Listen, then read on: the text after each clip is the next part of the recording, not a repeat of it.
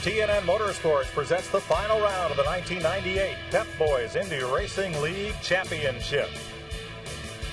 From Las Vegas Motor Speedway, it's the Las Vegas 500K. Kenny Breck, Davey Hamilton, and Tony Stewart. One of them will leave here with at least $1 million as the 1998 Series champion. 8 other drivers were in contention one race ago but have been eliminated. Hi, everybody, and welcome to Las Vegas. Mike Joy with Indy 500 champ Tom Sneva. Well, if you had all those chips to slide across the table in the box, for which one of these 3 drivers would you put them? Well, first of all, Mike, I don't have any chips left, but this championship from a driver's perspective is very, very important. It's real rewarding because they're all after wins. All the drivers like to win races, but to put an entire season together is really what it's all about. Now, some people on the outside don't recognize that, but the driver and the team know how important and how big and how much of a challenge that is. So that's what it's all about from the driver, from the championship points. Kenny Breck looked a little nervous there in pre-race. Does he have probably the biggest riding on his shoulders right now? Well, he does. I mean, there's a lot of pressure for both of them.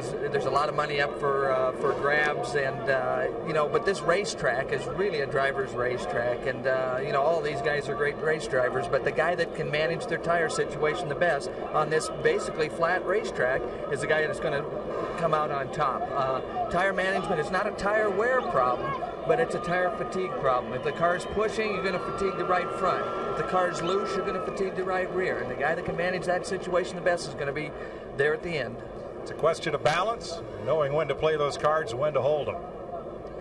We'll be back with the start of the final race of 1998 and crown our series champion after this.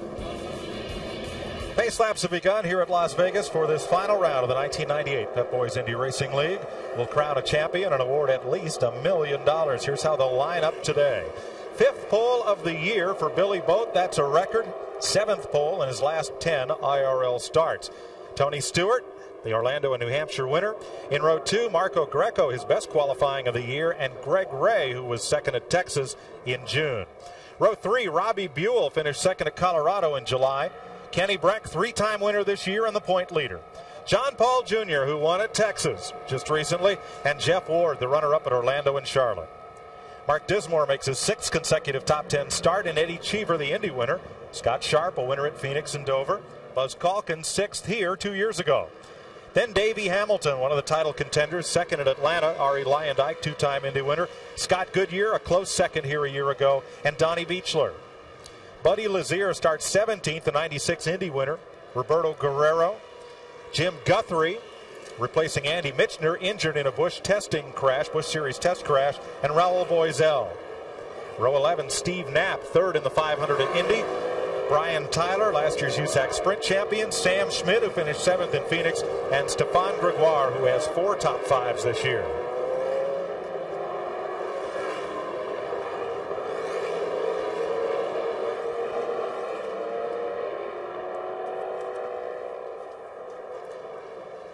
Well, Billy Boat shattered the track record by some 7 miles per hour in qualifying.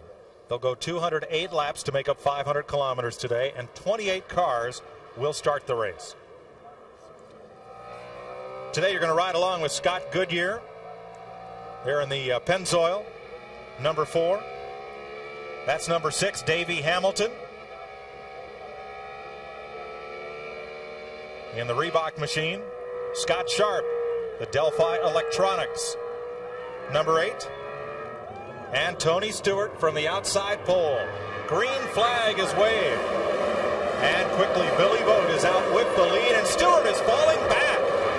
Tommy just got freight trained by the next 2 cars. Tony Stewart drops to 4th. I'm not sure if he's being very cautious and didn't get through the gears as well as he wanted, but and he's still off the pace. I don't know if he's dropped a cylinder or what's the problem. They've split him again and again. Tony Stewart from outside pole in 1 lap has dropped to 8th place.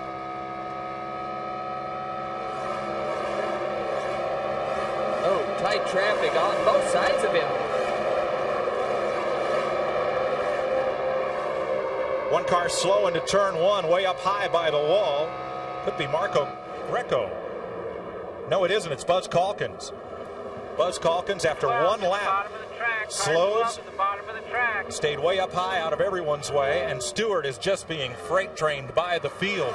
We're used to seeing this, but going the other way with Tony Stewart rocketing past cars. No kidding. You know, they've had motor trouble the last couple races. They've actually changed motor manufacturers. They've gone to a Comtech engine and thinking that would solve their problem, but you know, some kind of problem early for Tony.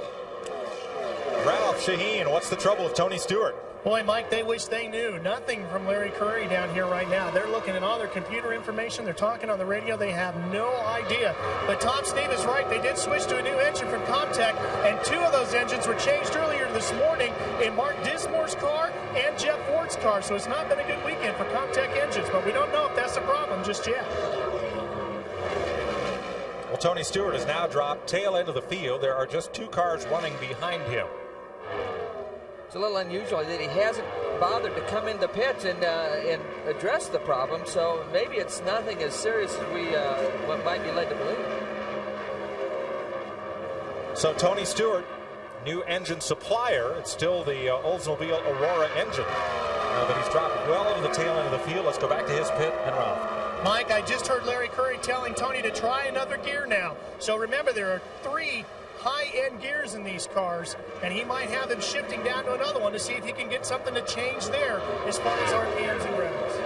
Well, they do that a lot. They, like Ralph indicated, there's 2 or 3 top gears in most of these gearboxes. They differ by only 150 RPM or so, and that doesn't look like it's going to solve this problem at this point.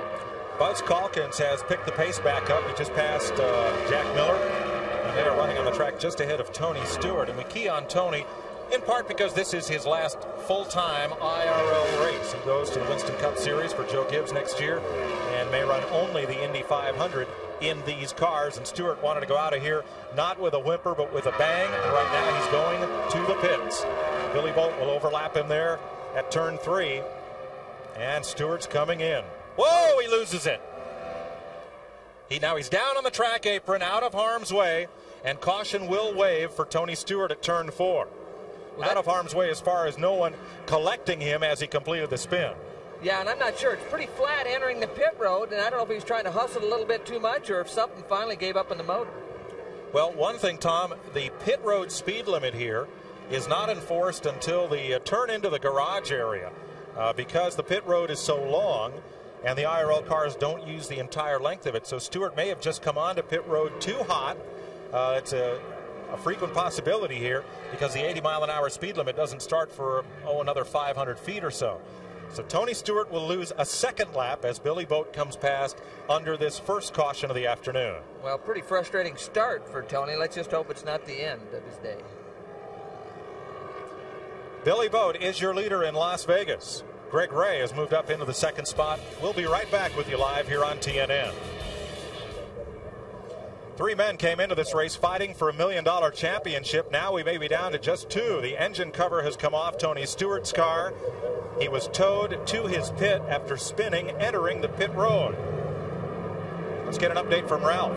Well, Mike, they're doing all the things you normally would do with one of these engines. They're pulling out the black box. They're talking about changing the spark box as well. Remember, this is a new engine. This is the first time this team has run an engine that has not been built in their shop. They feel like they've had strong engines, but they were concerned about the reliability. I mean, how many races have we seen Tony Stewart this year out front dominating, and then a trail of white smoke comes out of the back of the car? Comtech is the people that are building the engine that they have chosen to run here today. Scott Sharp had to change an engine first thing this morning, as did Jeff Ward. Those 2 drivers also running the same engine. We also heard them talking that they were able to look at the computer that the right side of the engine they thought might be the problem. Tony's now gone 4 laps down as we're back to green. And Jeff Ward challenges second spot. He gets underneath Greg Ray with that yellow car into turn 1. Well, Greg Ray isn't done with that second spot yet. He was actually gaining on Billy Boat before we had the yellow, Mike. So Jeff tried to get him to snip a little bit at the beginning, but both cars are running very well. Jeff Ward battling for second, gives it back to Greg Ray.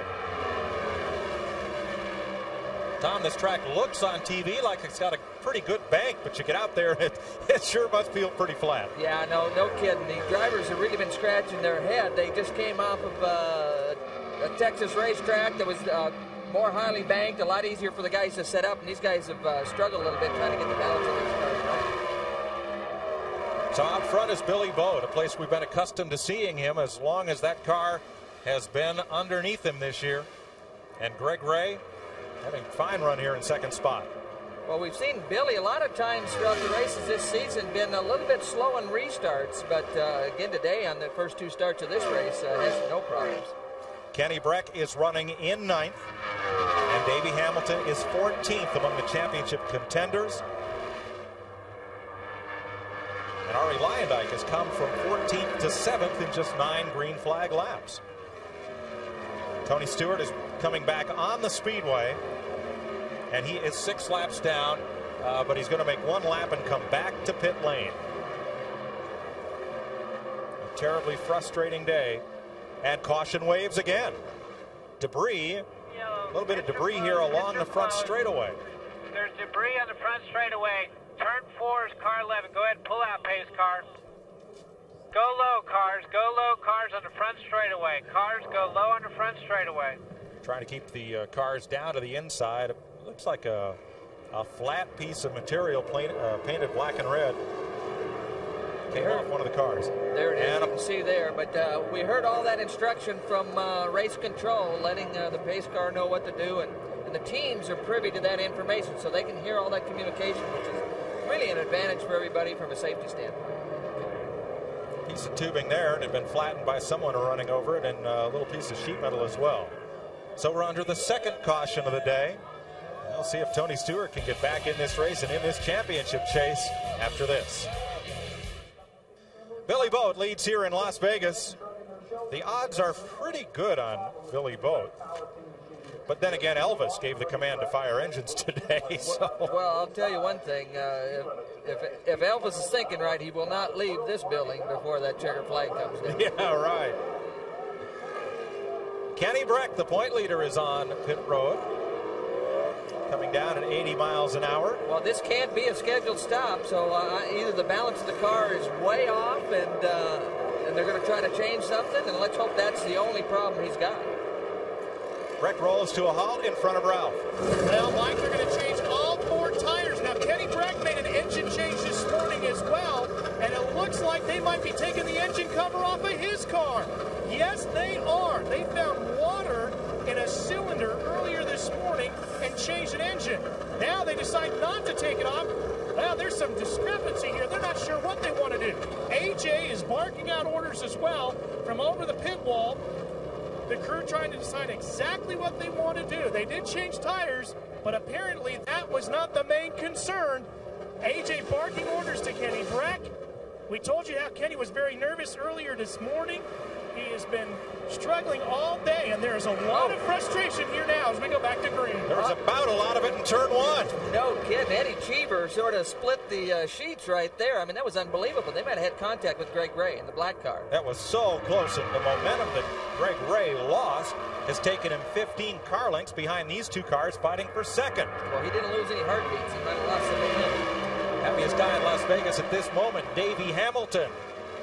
Because point leader Kenny Breck is still in the pits. He's just gone 2 laps down. Well, he's just exiting the pit right now, and so he's a lap or so back, and this is really going to make this championship race exciting.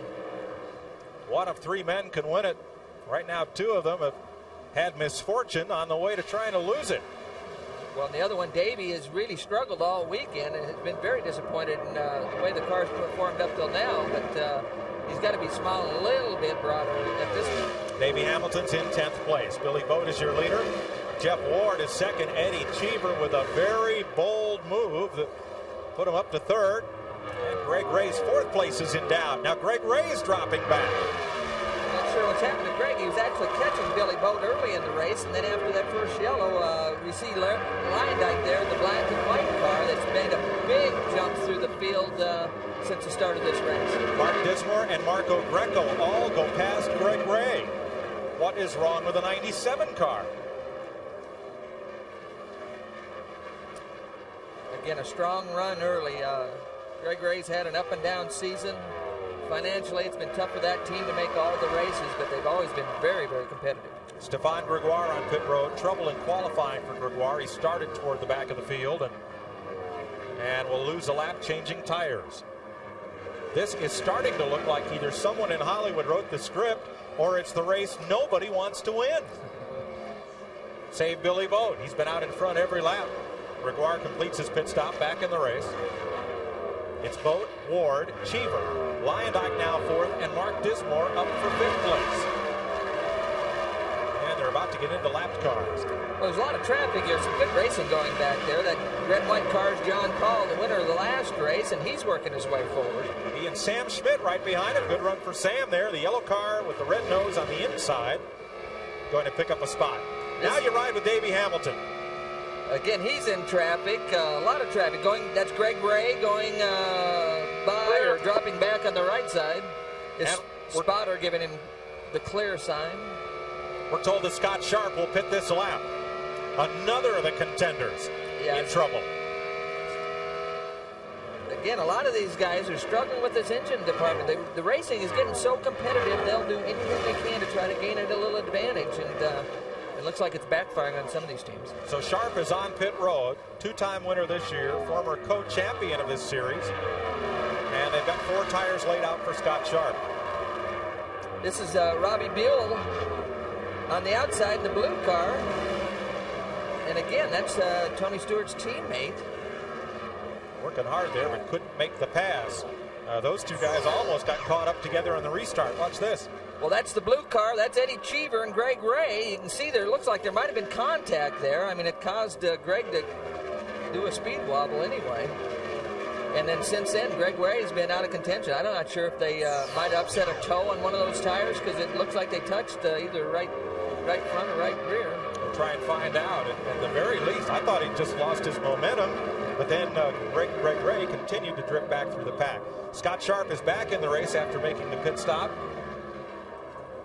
Also, Jack Miller has just made a stop and is re-entering the race. And Greg Ray is in. He's pitted. Well, an unbelievable amount of green flag pit stops in these first 30 laps. Buddy Lazier just took a spot for Davey Hamilton. Well, that's just Jeff Ward.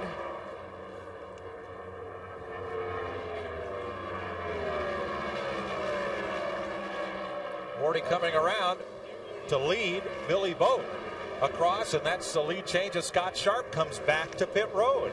Greg Ray completes his stop. He's going back out. So first lead change of the day puts Jeff Ward out front. Vince Welch, what's wrong with Greg Ray? They just changed all 4 tires and made some front wing adjustment. But other than that, no significant changes in Greg Ray. And from the left side of the car anyway, I could see no indication that he'd had any trouble out on the track, at least involving another driver. There was no damage on the left side of the car whatsoever. So they just changed the tires. Greg had a little bit of trouble getting out of the pits. They thought initially he'd stalled it, but then finally spun him away, and out he goes. So we'll keep an eye on Ray and see if he can move his way back toward the front. And the report from Scott Sharp's pit is a rear wing problem has brought Sharp back in for the second time, where he sits on pit road. Work continues on his car and that of Tony Stewart's. 2 drivers that we thought would be in contention for the win today. There's Scott sitting, waiting as the work goes on behind him, and he confers with the crew. Well, as we go back to the racetrack, Ward is definitely going away, and Boat's falling back. He's back to 4th. There's Kenny Breck on the racetrack, the point leader, and he's not up to speed. No, he's in 25th position, 3 laps down. Ralph? Well, we're down here, Mike, with his crew chief, John King. John, what was the problem with the engine? Well, I don't know. On a restart, it's running flat, so I don't know. We got an electrical problem somewhere. Now you've got to finish 9th or better. Do you think it'll be strong enough to do that? I don't know. It's a little early to tell right now. At this point, Mike, they're really going to keep their fingers crossed and hope they can get him back into position. Well, let's update the point situation for you. Breck, of course, is the leader. If he finishes 9th or better, doesn't matter what anyone else does. Tony Stewart is in a position of having to win the race, and Davey Hamilton doesn't have to win to take the title, but he needs a Kenny Breck finish outside of the top 10. All of those are within the realm of possibility here with 32 laps complete. Well, we've got Cheever and Leyendijk. Leyendijk's putting a lot of pressure on Eddie right now. That's Eddie right there in the black and white car. And Leyendijk said earlier in the weekend, he is so frustrated the way his season will go on, he doesn't know what he'll do next year. Well, they've changed engines also. They've been running the Roush motors all year, and they've gone, I believe, to the contact situation. So didn't qualify that well, but is putting all kinds of pressure. He started way back, and he's running third and giving Cheever all he wants and maybe a little he didn't want. It's Cheever. Comtech, a company that first came to light in the racing world, building 2.5-liter Acura engines for the IMSA GT Championship. Indy racing and had considerable success. If Davey Hamilton does not lead the most laps today, then Breck would have to finish 11th to wrap up the title. That's if Hamilton were to win the race. And right now, with Davey running back in 16th position, that is possible but not likely. And Martin Dismore appears to be off the pace as they come past. Well, again, it's that tire management. These guys were okay early in the run, but as they put laps on these tires, the balance, if it's a little bit off, is going to be compounded, and they're starting to fatigue some of these tires. Donnie Beechler has gone past Billy Boat, who again drifts back. John Paul has moved up into the fifth spot. How about Sam Schmidt from nearby Henderson? This has got to be the best run of the season for Sam. He's right now in 7th place, challenging Boat, along with Buddy Lazier, Marco Greco. Yeah, and I think they must have all the pillows puffed up in that best Western car today. Sam Schmidt finished 7th at Phoenix earlier this season, but he's on track to eclipse that as he moves on Billy Boat down at turn 1. The yellow car is Schmidt with the red nose. It's Marco Greco just behind. And just right around the outside of the pole sitter, Billy Boat. Well, now I wonder if Billy's car has a problem or if he's just starting, as you said, to manage his resources and run the car to a pace. Well, the pace is dictated by what's happening with those tires, and he's not running nearly as quick as he wants to be running. So he's forced to run this pace, and he's not happy about it. Tony Stewart is back on the speedway. We want to point out he is 27 laps down, Ralph. Mike, they changed absolutely everything electrical on that car. They had no idea exactly where the problem was. They just changed everything electrical on the car, and now race leader Jeff Ward getting ready to make his first pit stop. Well, this would be a scheduled stop as we come up on 40 laps. 39 complete. Despite the 2 brief caution periods. Here is Ward. Somebody out of the group there. Jeff Ward is down on the apron as Scott Goodyear slows down the front straightaway. What a bizarre turn of events in these first 40 laps. Well, now, this is Ward in. These are scheduled stops. Most of them thought they could go 40 laps. We're at 39. And Eddie Cheever will pick up the lead from Jeff Ward. We'll have to see if they make what adjustments they make, if we can see them, if it's more than air pressure. Ralph? Well, they're going to work on the tires first. No adjustments yet unless they made them with air pressure. They're putting fuel in that looks like that's it. Remember, Jeff Ward's running one of those Comtech engines as well. They changed one early this morning as well, so you know they're keeping their fingers crossed. Davey Hamilton is pitting. One of the point-standing contenders for the championship. Hamilton is in. He gives up 16th place to do it as pit stops begin under green. Well, good stop by Ward. Again, not any major wing adjustments, so whatever they did, they had to do it with air pressure. Routine-looking stop for Hamilton. Cold drink on a hot day. There's a wing adjustment. Big wing adjustment there. I mean, they cranked on that thing for a good turn or two. So Davey Hamilton back into the fray, and he will give up a lap to the race leader. Now here's the 15 car in. Jim Guthrie got the call last week to drive this Reebok car, the Riley and Scott machine, because Andy Michner, who was driving for the injured Eliseo Salazar, winner of this race last year, Michner crashed in his Busch Grand National car testing at Homestead. Yeah, and it was only a day or two. Actually, they tried to get hold of Tice Carlson, and he'd already started this way. He missed the call, and they were in a panic, so Guthrie got the call. And, so they got a driver with a lot of IRL experience and the ability, hopefully, to help advance the Riley and Scott program. So Ari Leyendijk is the new leader with pit stops under green. 43 43 laps are complete. Last lap for Lyondike, 187 miles an hour. He is due pit side soon. We'll be right back. We are under caution here at Las Vegas at 46 laps.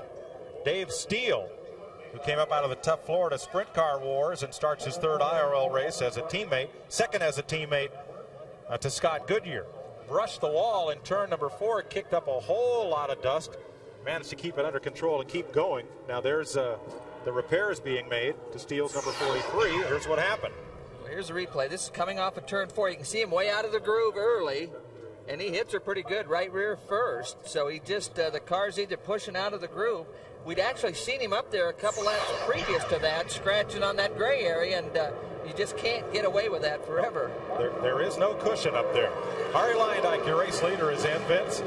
Ari Lyondike's car has been handling very well, but he has had a little bit of push in traffic. But when he's on his own and on the track, he's very quick. So they made a slight adjustment in the front wing, and they put on 4 new tires, and that's it. And away Ari goes with a very strong start to this Las Vegas 500K.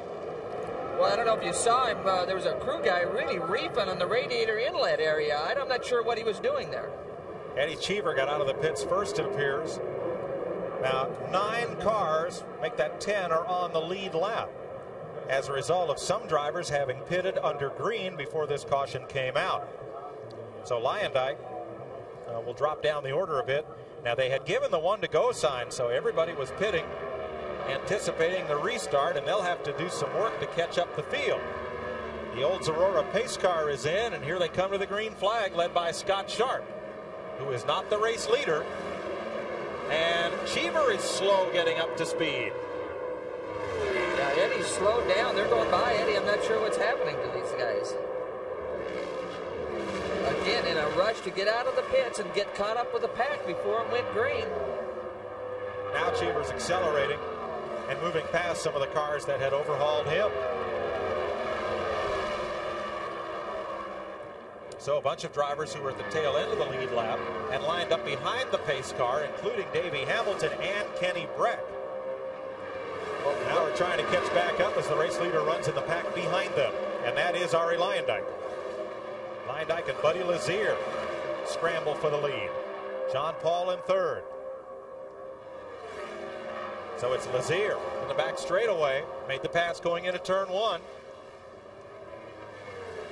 That purple and green Hemmelgarn Delta Faucet machine dives underneath one of the Reebok cars, Jim Guthrie, and he's got a pretty good cushion on Lyondike. 2-lap cars separate them. Well, Buddy has really struggled qualifying this year, but he's been very confident about his race situation. So, you know, as time goes on, people were concerned. I know Foyt's group was real concerned about the Goodyear, the right front. He wasn't sure they decided on the right front for this racetrack and these conditions. And we got Buddy Lazier leading, starting way back.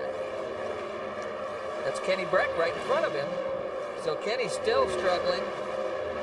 Now Breck is in 21st position, Tom, and he is 2 laps down. But now Davey Hamilton, because of the green flag pit stop, is also listed 2 laps down. Well, a lot of guys got caught out. I don't know if it was the fuel management situation or the balance in the car was just so bad that they had to come in a little bit earlier than they normally would. So they had fuel on board the cars, but they just wanted to get in and try to get the chassis squared off, and the yellow came at a real unfortunate time for these guys. For more on Lazier, here's Vince Welch as you look at a full field rundown top of your screen. Vince? Buddy Lazier's car is running very well. Ron Himmelgarn just told me a moment ago they made a slight change in the tire pressure, but other than that, no adjustments to the Delta Faucet machine. It is running very smooth, and this is something we're used to with Buddy Lazier. He qualifies towards the middle of the pack and wastes no time towards the front. One car hard in the wall between turns 3 and 4. Looks like Billy Boat. It is a hard crash, and it is Boat. Well, that thing really took off in a hurry. I'm not sure what happened just on the entry, just before the middle of the corner, but it backed in awfully hard. Looks like it's taken 91's the your leader. wheels from the car on the one side as the whole field is slowed down. Well, the good news, Billy's getting out, so that's really good news because that car is hitting hard. Boat still recovering from injuries sustained at Dover. In fact, he asked the doctor the other day, he says, Doc, how long am I going to have this little limp and pain? And the doctor said, look, most people are on Portland's comp for a year after an injury like yours. You're back racing IndyCars. Well, you can see he's holding his lower leg, so, and it's his left one that he's feeling some irritation to. But again, he looks like he's all right. That's the best news, is that he's able to climb out of that car under his own power. It doesn't look like he wants to get out and put much pressure on that leg, though, right now, Mike. No, I would agree. Now, let's take a look here, Tom, at the right sides. I'm not sure. It looks like the right front is up. The left front, of course, was damaged in the crash, so it would be hard to tell looking at the car from here if it was a tire problem. Both the right side tires are up. Yeah, they are. I mean, something surprised him. I'm not sure what it was, but again, both right sides got air in them, and but that was an unusual spot for the car to take off, so it definitely surprised him, whatever it was. So Billy Boat, the pole sitter, in the 6th races he has started on pole. He has failed to finish 4 of them, counting today. A very hard crash and a very, I won't say lucky driver, I'll say fortunate that these cars are built to such a high standard that after a hard crash like that into the concrete, Billy is able to sit up and wait for the ambulance to arrive and give him a lift to the care center. Yeah, they've made some big improvements over the first year in this series, and fortunately for these drivers that they made it a lot better, a lot safer, because that thing went in hard backwards. So we're under caution here at Las Vegas. This will be the 4th one of the day. Buddy Lazier leads Ari Leyendyk and Eddie Cheever. We'll be right back to Las Vegas. So Kenny Brecken, a fan who entered that sweepstakes at Pep Boys, will split at least $100,000 today. You know, the Swedes and the Finns are so reserved. When Kenny Breck or Mika Hakkinen wins a Formula One race for McLaren, he says, yes, we had a very good result today. That's a huge display of emotion. I know, it's amazing. But, you know, with those kinds of awards from MCI, I mean, a guy can make a lot of phone calls with that. Yes, he could. Jeff Ward has made another pit stop under this caution flag. Ralph, what problem are they trying to cure? Mike, they're doing a couple of interesting things. The first problem was a vibration in the tires, so that's why they came in early, changed tires and fueled him up and got him back out. Then the yellow came, and they brought him back in. And the reason for that is now by filling him up, they are 10 laps in advantage here under fuel mileage, and they're running on the track some 2 miles an hour faster than the rest of the field. They're feeling very confident. Now, Tom Sneva, there's one other problem Jeff Ward is having with his tires, according to his crew chief, Mitch Davis. He's warming them up under yellow wrong. Wardy is spinning his tires like a dragster driver would do on a burnout. Of course, you know, Tom, majority of the drivers need to weave back and forth to blow all that dust off. The difference, Tom, I'm assuming would be huge between spinning the tires and weaving back and forth. Well, I'm not sure how huge that is, but, you know, to get heat in him, if he's able to spin the tires, I mean, obviously the tire's a little bit harder than it needs to be, and that allows him to do that. Now, at the last race, Goodyear was maybe a little too close to the edge and had some tire problems, but here they've been a little more conservative, and to get temperature in those tires, sometimes spinning them is the fastest way to get that done. Still under caution here in Las Vegas as they have cleaned up from Billy Boat's crash. Jim Guthrie making a pit stop as we continue and finish cleanup. We'll be right back. Welcome back to Las Vegas. Mike Joy with Tom Sneva. They have just restarted this race, 1 lap to go. Buddy Lazier continues to lead Ari Leyendyk, Eddie Cheever, Scott Goodyear, and Sam Schmidt up in the top 5. Donnie Beechler is 6th. Brian Tyler, Steve Knapp, Jeff Ward, Marco Greco, and John Paul are the cars on the lead lap. Paul just made a pit stop with 1 lap to go before we went back to green. Sort of got caught at the back of the pack, but he's been about as quick as anybody. But right now you see Leyendyk all over Lazier, so this is going to get fun. Leaders enter turn 3. And Eddie Cheever's about a dozen lengths back. Let's have a look at the restart and show you how they came off to begin this green flag segment.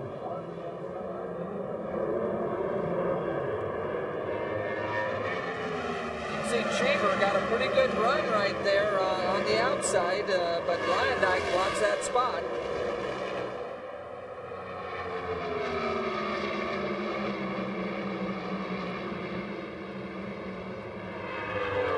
That's how they restarted. Now these two have opened up quite a separation. On third place, Eddie Cheever, who's running all by himself on the racetrack. Scott Goodyear then leads the pack from there on back. A lot of good racing back in the pack after that restart. It's just really tough to give the home viewer all that's happening out there because there's lots of action. And John Paul, who made that pit stop just prior, 1 lap prior to the green flag, he's been trying to work race traffic, but from the back, already he is half a lap behind the race leader. Once those cars at the front get going, they disappear pretty quickly. Well, there's a lot of traffic out there. I mean, there's a lot of cars, and it's just tough. You got to be careful. You just can't afford to make a mistake, and you got to make sure the guy in front of you sees you when you're trying to make a pass. The yellow car is Brian Tyler down on the inside, trying to gain some ground here. Tyler running in 7th position. The second yellow car, Jeff Ward, jumps underneath him, and Wardy's going to move up and take that 7th spot away. Well, Tyler last night was in Sacramento in a dirt car and finished 6th, so he's getting a little bit of double duty this weekend. New sponsor on that car and new paint job, that yellow and aqua on the 81 of Brian Tyler. Bay Tan, a tanning product. Probably a lot of that in use in the grandstand today here.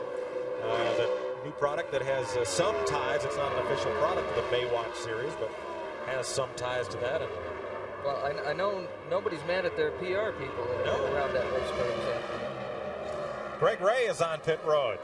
Once again, the best access, number 97 of the Dallas area driver, is in for an unscheduled stop.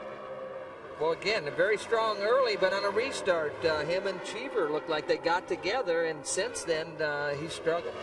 That sponsor on Ray's car used to be known as Best Lock. They're in industrial security. 96 of the top Fortune 100 cars. Really enjoying their first foray into motorsports. Scott Goodyear battling Sam Schmidt. Well, I say battling with Schmidt that just passed him. Well, I know Sam's been going to the front, doing a great job. Sam, a Las Vegas resident, so this is his home track, and, you know, this is the best we've seen him all year. Again, watch your mirror. Now, was Goodyear out of the throttle a long time, did it sound like? Well, longer than he wanted to. The driver never likes to get out of the throttle if he can help it, but he had to roll out a little bit on the exit, so I don't know if he felt like he might have been losing the front end and had to breathe the engine to get the tire to bite again. Once again, your championship contenders. Kenny Breck is 20th, 3 laps off the pace. Davey Hamilton is 17th, 2 laps down. And Tony Stewart is now 26th. But Stewart is 28 laps behind after engine or electrical difficulties early in the race caused him to spend a lot of time on pit road.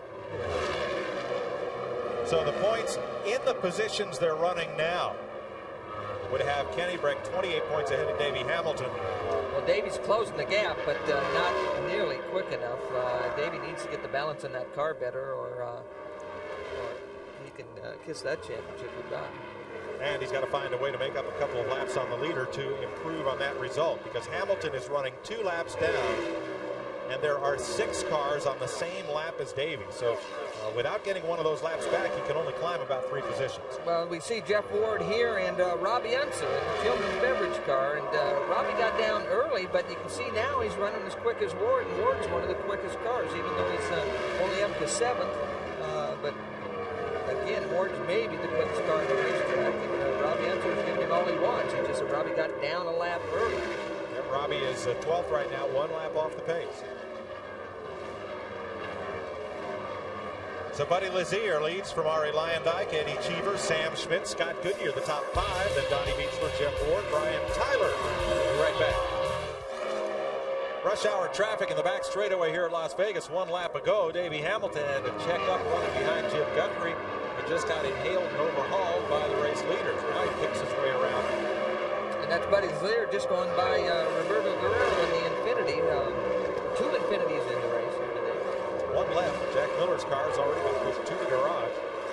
But Guerrero's been getting some good results in the Infinity power plants. We're at 79 laps with Lazier in command. And Lyondike trying to track him down. The difference first to second is only about a second, 1.4 seconds. Yeah, Buddy can't get away from from Ari, and I think the balance on his car he isn't real happy with. So it'll be interesting after the next pit stop to see if they can make those adjustments. Riding with Scott Goodyear, looking back at Donnie Beechler. Goodyear running 5th, and Beechler's up to 6th, having a good run, Donnie is.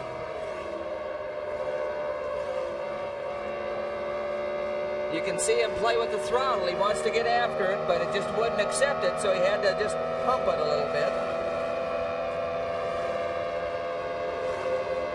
That's a big day for Beechler. He's looking for his second top 10 finish of the season. He was 10th in Colorado, and he's running 6th here. Ralph has more on Scott Goodyear. Mike, he had a real bad push earlier on that last pit stop. They brought him in. They tightened up the front end of that car, so you'll be able to see that difference as he's out there now. Well, we hear him feathering that throttle. Doesn't sound like he's completely off it, Tom, like he was before for such a long time. No, I mean, you can hear him roll out of it, and he only probably rolls out to 50%. You know, in the pits, they can tell exactly in the telemetry how much he's rolling out of it, but, you know, his rear end's telling him it won't accept any more. An update on Billy Boat. As he climbed from the car, we saw that he was able to put all of his weight on that previously injured left leg and walk to the ambulance without much help. So that's very good news on Billy Boat. And shot of Greg Ray there, who is in pit road again. Ralph? Mike, been a long day for this team. The big problem early on was he did not feel comfortable in the car at all. Said it was floaty, really wiggly out on the racetrack. So they spent a lot of time tightening him up. And now they're taking a look at the engine as well. So things just not going well for Greg Ray as they work at the back end of the car now. Well, we got a great race going on here. Jeff Ward, the second yellow car, just going around Goodyear.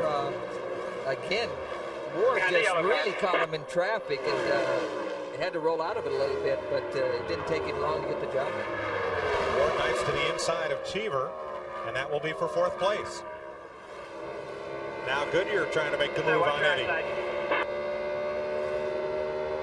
And we heard that Cheever is complaining about a loose condition, so they told him over the radio they're going to change air pressure in the next stop on Cheever's car. Again, you can see Eddie just take away the front end of Goodyear's car a little bit there, so I'm not sure he saw Scotty.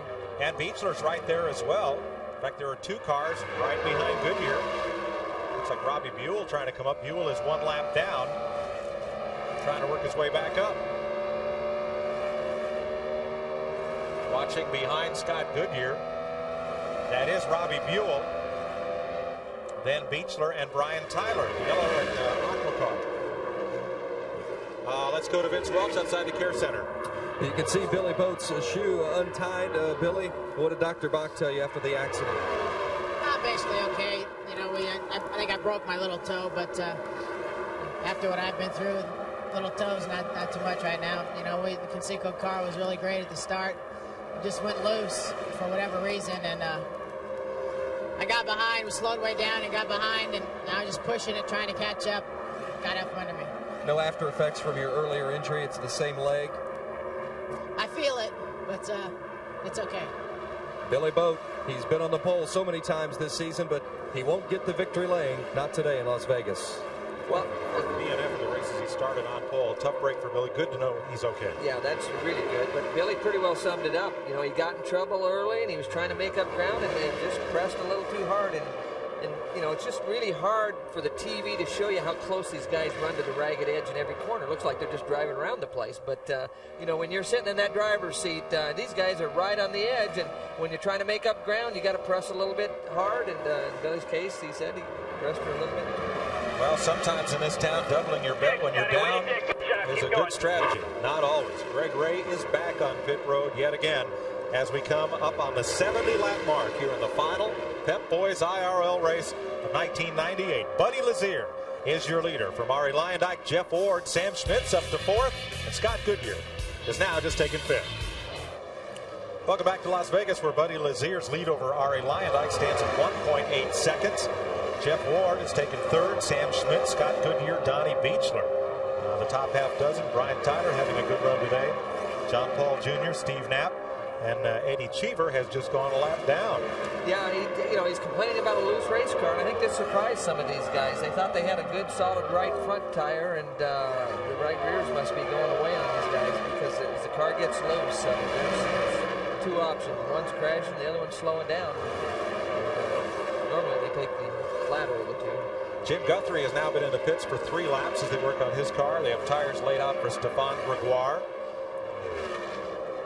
I think that's Stan Waddles, who's also making a stop for fuel and tires. Again, Lazier, we hear him calling in now, and he's complaining that his car's starting to go loose, and again, entering the pits. So the leader will be in this time. 97 laps complete. And he'll give up the lead to Lyondike here at the stripe. Again, Lyondike inherits the lead, but actually Jeff Ward had been the fastest car in the racetrack. Gary Lee told a story on Speed Vision's qualifying yesterday. He said Ron Helmegarn found a toy in a McDonald's Happy Meal with these colors on it and decided the purple and the green, that's just the colors for my race car, and that's how they painted it. I'm not sure. There's a lot of sugar at McDonald's. He might have had a sugar fit or something. It's certainly one of the more distinctive paint jobs. Lazier is back out. Ari Lyondike becomes the race leader once again. Again, a great race for Ari right here. He's struggled the last half of the season, if not all season. And again, they made an engine change. Lyondike in now for his pit stop. So he will give up the lead then to Jeff Ward, who was in not long ago. Lyondike has 5 top 10 finishes this season. And it just looks like they're creeping in at this 80-mile-an-hour speed limit. And it's so frustrating from a driver, but you just got to keep the button pressed. 4th at Charlotte, his best finish of the year. 4th, his best qualifying effort as well.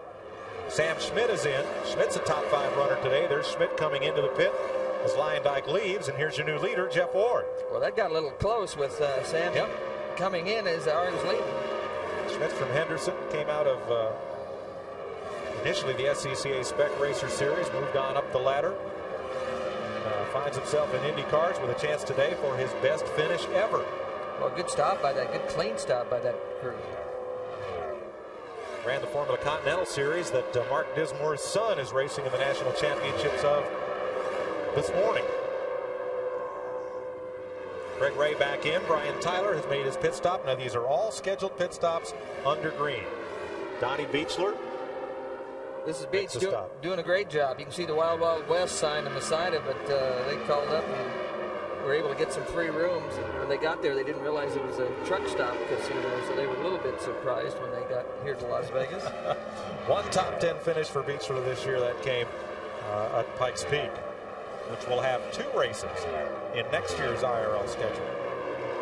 A couple announcements this weekend. Of course, the schedule released for next year. 2 races at Pikes Peak, 1 at the other venues.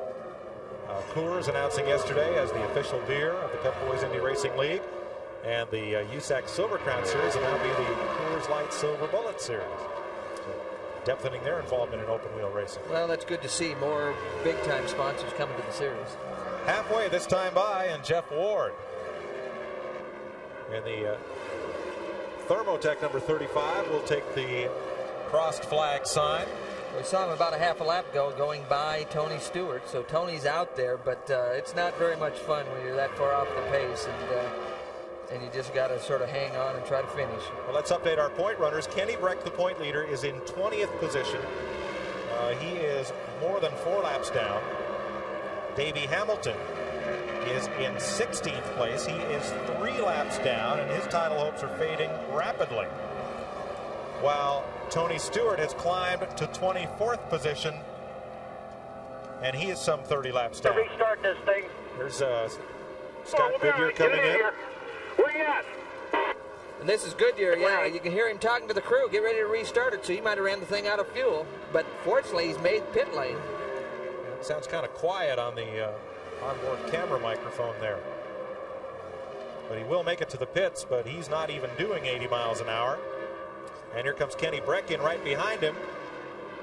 And you'll see Kenny go past into his pit. I think Kenny was underpowered. I'm not sure Scott was. Right. Ralph? Mike, he was definitely out of power when he came in. He came in silent. Now they go around with to fire it up. They were only taking on tires and fuel.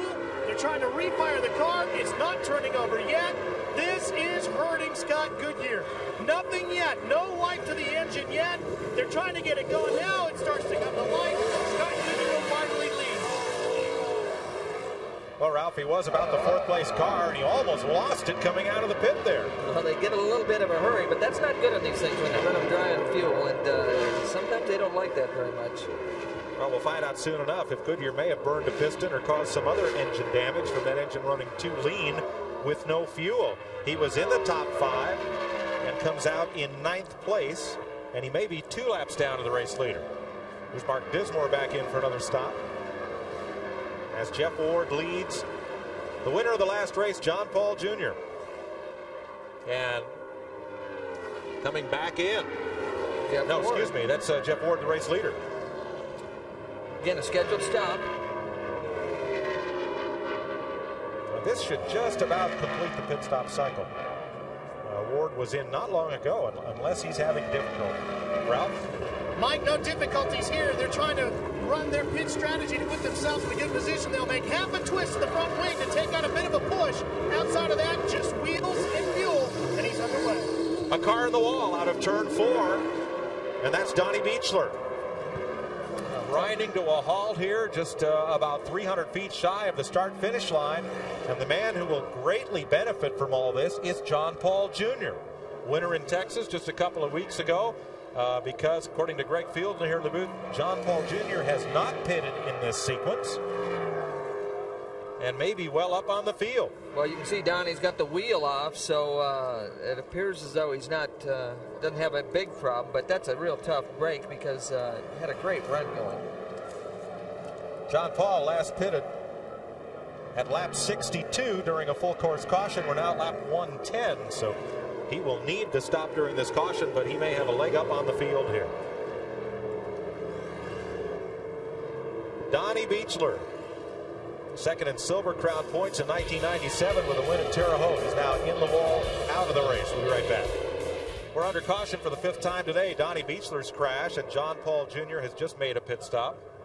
So Buddy Lazier, who last pitted at lap 99, becomes the new leader. Tom passed halfway when they give that 1 to go sign. Do you think these lead lap cars, would they all be on pit road, or would they run out the cycle of pit stops on fuel? Well, it's going to be interesting to watch. John Paul really got an advantage from that yellow coming out. But again, he was able to stop under the yellow, so he wasn't under the pressure that those other leaders were.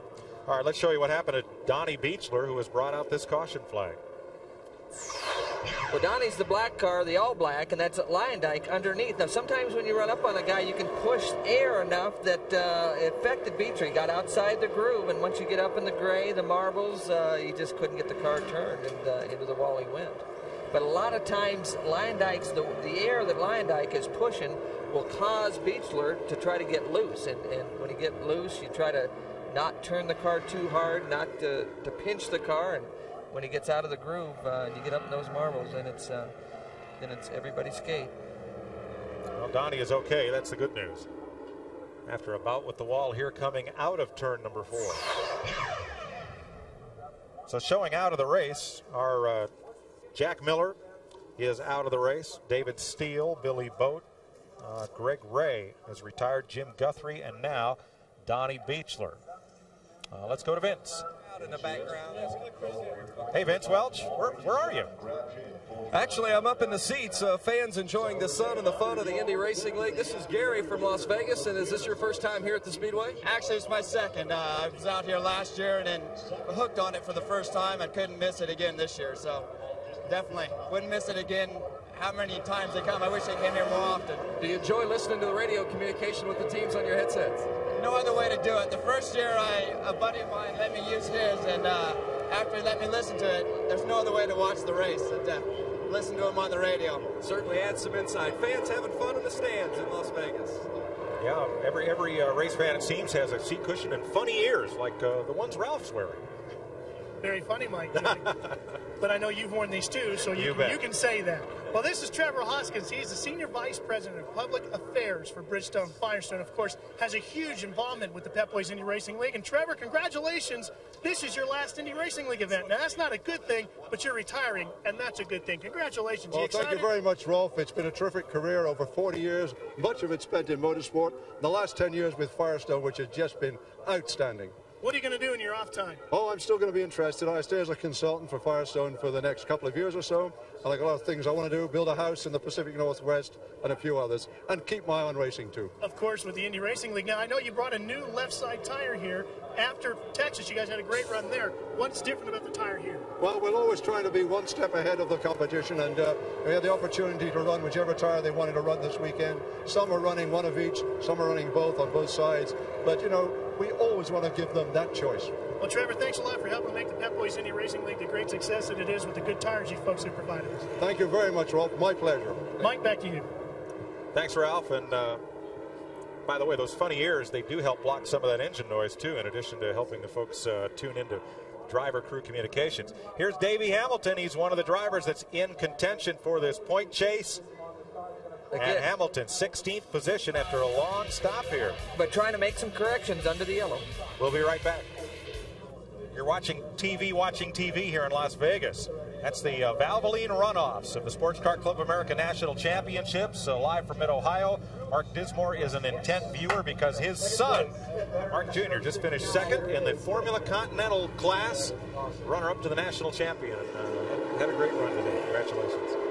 A happy dad. Yep, Mark came up through Super V's. Formula Continental is kind of the spiritual successor to that class. Had a great run. Had a wild race here yesterday. The Formula Mazda Series was here. Tom, when they went into turn 3, 5 cars wide, I mean, it took my breath. It was a great race. Well, I always said that poor vision is one of the great characteristics of a good race driver. And no memory, right? There's Mark. Dismore's not doing quite as well as his son did today. He's running 16th right now. Actually running as quick as anybody in the racetrack, but again, they had handling problems early. All right, let's check with Ralph. Mike, as you mentioned, Davey Hamilton came down pit road, and they've changed two things on the car. First, they changed the ECU, which is basically the brains of the car. They also changed the spark box here. This side here takes care of the left side, and the right side is the coil as well. They've changed that as well. On the restart, Buddy Lazier gets around Sam Schmidt. Schmidt was holding on to the tail end of the lead lap in 5th place. Yeah, Sammy didn't quite catch. Whoa, a crash in turn 2. Jeff Ward slowed, and Scott Goodyear apparently got into him hard. Goodyear will roll away. Car 91's in turn 4. It looked almost as if Ward got loose up in the corner, pedaled it to try to save the car, keep it under control, and Goodyear had momentum and got into the back of him. So caution is out.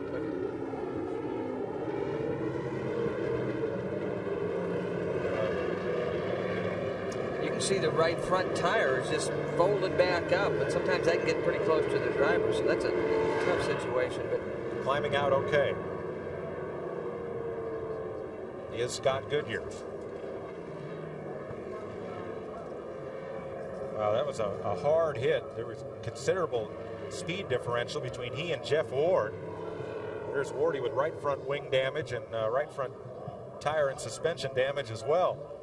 Well, we got a little report on the radio. He said he felt like he broke a right front wheel or something and then saw Elvis. So I'm not sure what happened there. And there's all the tire marks on Ward's car. I may have misspoke. It was Ward following Goodyear and got into the back of Scott Goodyear. So Scott is okay. The car is not. Let's show you what happened here. Well, again, heavy traffic. Ward on the outside of Lyondike, so making a pass. Goodyear has a problem. Goodyear had to roll out of the throttle, and Ward was in the middle of a big pass and had nowhere to go. It caught him really by surprise, ran right in the back of Goodyear. As he here it again. You can see Goodyear out of the throttle, and Ward, he was on the outside passing Lyondike and some other traffic and had nowhere to go. These cars have tremendously effective brakes, but at these speeds, this is in Goodyear's car now. And you can hear him off the throttle, so he knows he has a problem. He's just trying to get out of the way and gets slammed from the back side. Again, Goodyear knew he had a problem. He's just trying to get out of everybody's way, and Ward was already committed to the high side. No place to go. Ralph, welcome back to Las Vegas, where rolling snake eyes today have been Greg Ray, Billy Boat, Miller, Steele, Beechler, Guthrie, and now Scott Goodyear and Jeff Ward. There is Goodyear's car from the Pennzoil in-car cam, about to go on the hook and out of the race. Well, tough day for both those guys. I mean, two top 3 or 4 contenders all day between Ward and Goodyear, and again, looks like they ran a lot of numbers on that crab table before they finally rolled the snake eyes. Yep, had a good run going, all of them. Well, down on the pit road, it's the smell of burning rubber and gear oil, and up where Vince Welch is right now, it's probably suntan lotion, Vince. It sure is. This is a great view up here at the seats of the Las Vegas Motor Speedway. Walt Drummond made the trip all the way from Indianapolis. What brought you out for the race, Walt? I came out to do a little gambling and see the race. I'm a big IndyCar fan. Had a good time. Ari Lyondike out here having a good day. He's had a bad year. My favorite driver. I like what Tony George has done with the IRL series. And beautiful day out here. Plenty of seats for you guys who want to come out next year. Well, it's a good opportunity to come out and enjoy some vacation time and also some great motorsports racing. Thanks for coming out. Thank you very much. How about this gentleman here, sir? What's your name? Where are you from? Oh, Ray. I live in Las Vegas, originally from Long Island. This is a blast out here. There's a lot of racing, you know. They got the 3/8 modified, it's Grand Mod.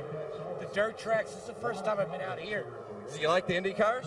It's the first time I love them. I got videotapes, 20 years ago, but this is the first rip for me. I love it, you know. Good deal. Glad you could make it out. Fans enjoy themselves at the Las Vegas Motor Speedway. Lots of sunshine, lots of fun, suntans galore out here, and a great view to boot at the Las Vegas 500K. Thanks, Vince. 124 laps are complete of the 208th they'll run today. And in the chase for the championship, Kenny Breck now moves up to 18th position. He will eclipse Jeff Ward in one more lap and move up a notch. Davey Hamilton runs in 15th place. Now Hamilton is 4 laps back. Breck is 5 laps down. And Buddy Lazier, the race leader, just made a stop. Also on the lead lap, Ari Lyondike, John Paul Jr., Sam Schmidt, and Brian Tyler and Eddie Cheever are a lap down. Well, Lazier pitting at that point. He might be able to go the distance with just one more stop, and there might be a question mark about some of these others. That's the strategy that's being played out right now. We'll be right back with you at Las Vegas. You're watching the Pep Boys Indy Racing League live on TNN Motorsports. This season, Scott Goodyear is mentoring Dave Steele, his teammate of Pennzoil Panther Racing. Steele is one of only 2 drivers to win races this year in each of USAC's 3 national divisions, Midget, Sprint, and Silver Crown. Steele is new to Pep Boys IRL cars. Scott Goodyear had never driven a USAC Midget, so off they went. Well, this is fun for him right here. I was the same way. I'd never driven a midget until after I'd run Indy cars. My introduction was on a mile track, and a midget on a mile is a handful, but this is a lot of fun right here. So Scott Goodyear got to have a little fun with his teammate David Steele. He's not having much fun right now. He's taken the mandatory trip to the care center after crashing into the turn 2 wall. Some kind of mechanical problem on the car, and then he was tail-ended by Jeff Ward. We are back under green. And again, Sam Schmidt is right out there in front of the leaders as Ari Lyondike comes up again trying to pin Sam Schmidt 1 lap down. Well, Sam is on the tail end of that lap, so let's see if he can hold Lyondike off for a little while. Trouble, turn 2, 1 car hard in the wall. 2 cars, Roberto Guerrero and Davey Hamilton is the car in the fence. Again, these restarts, these guys are all packed up. They're all still racing hard, and it's not hard to get together. And Sam Schmidt is going to get his lap back. He comes across the line ahead of Ari Lyondike, and will get the free pass around. Well, Davey Hamilton's title chances end right there. And Roberto Guerrero was giving the Infinity-powered car a good ride, number 23. We saw Davey moving his hand around, but there's not a big attempt for him to get out of the car, so we'll have to wait and see what kind of problems we have there. 7th yellow of the day. Yeah, Bryce Cobb's machine, driven by Guerrero, had found its way up into the top 10.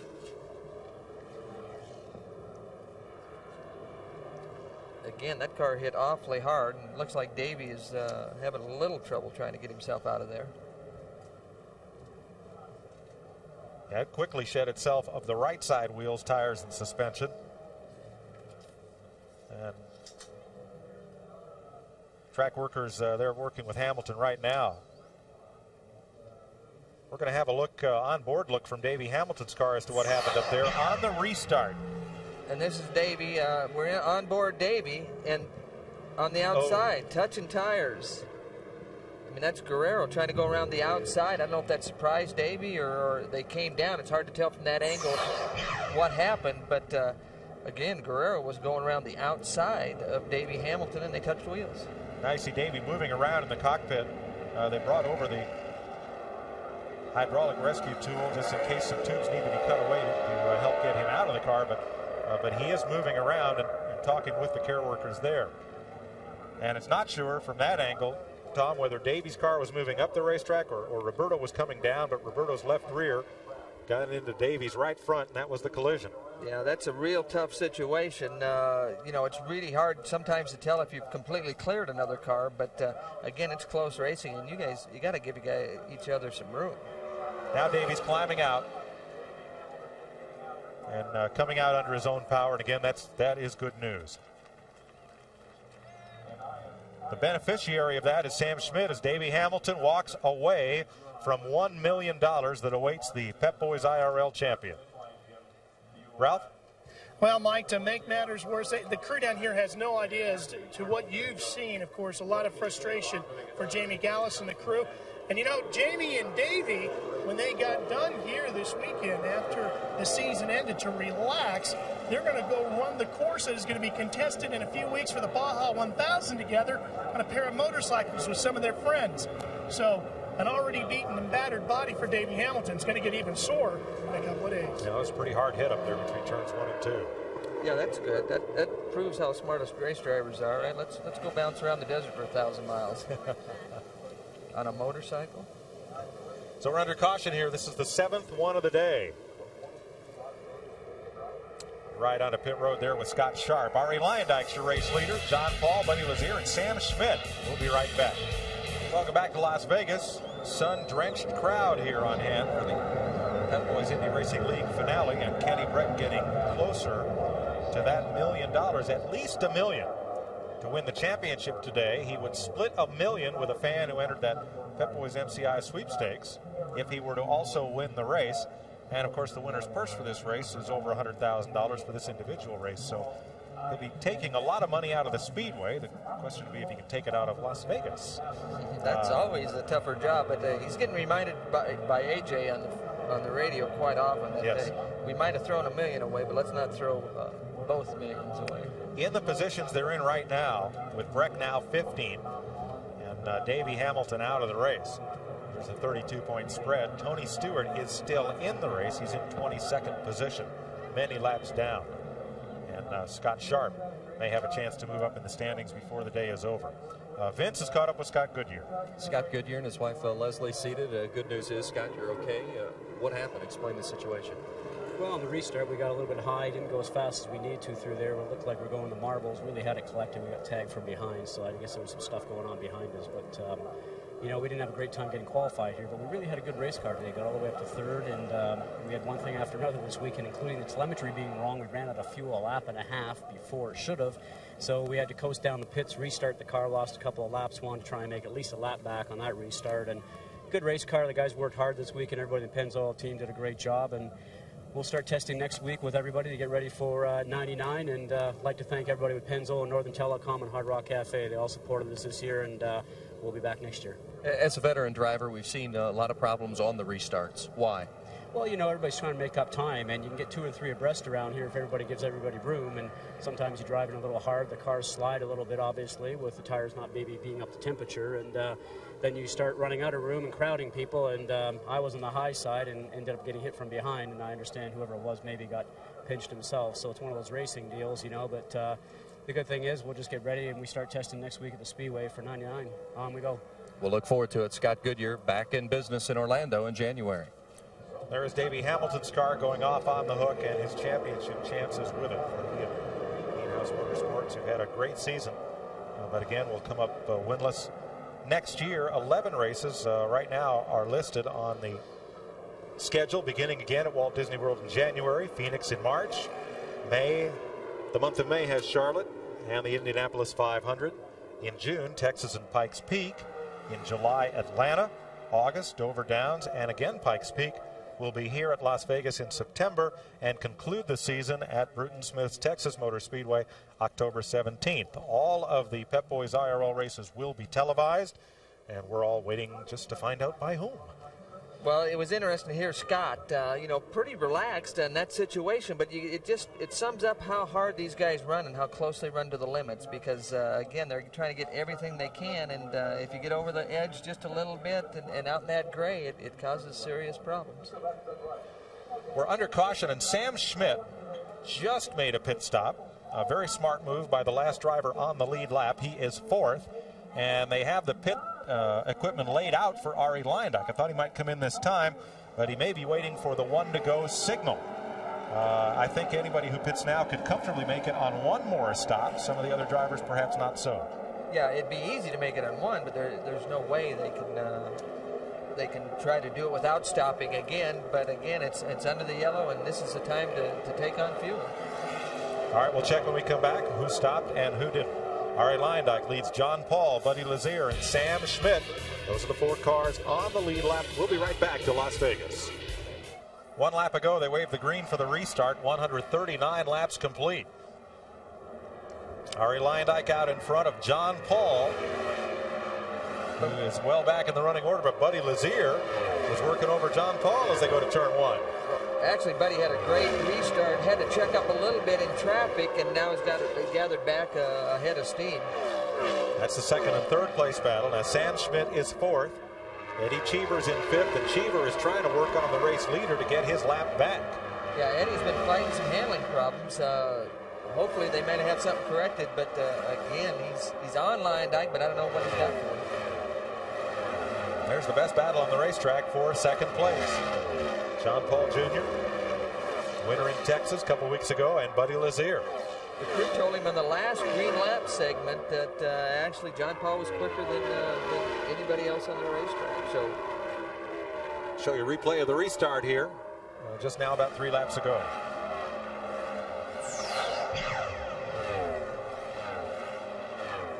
There you see Robbie Buell going to get one of his 2 laps, one of his 3 laps back from Arie Luyendyk, the black and white car on the left. You see Cheever trying to give Luyendyk some stress, but just can't quite get her done. Well, Cheever had Brian Tyler there right underneath him, and Tyler's now settled in a few car lengths back. And Luyendyk got past Robbie Buell once again. So there's Luyendyk, your race leader. It's 5.5 seconds back to John Paul, Buddy Lazier, and Sam Schmidt. And let's catch up with one of the other driver involved in the Davey Hamilton crash. Here's Vince.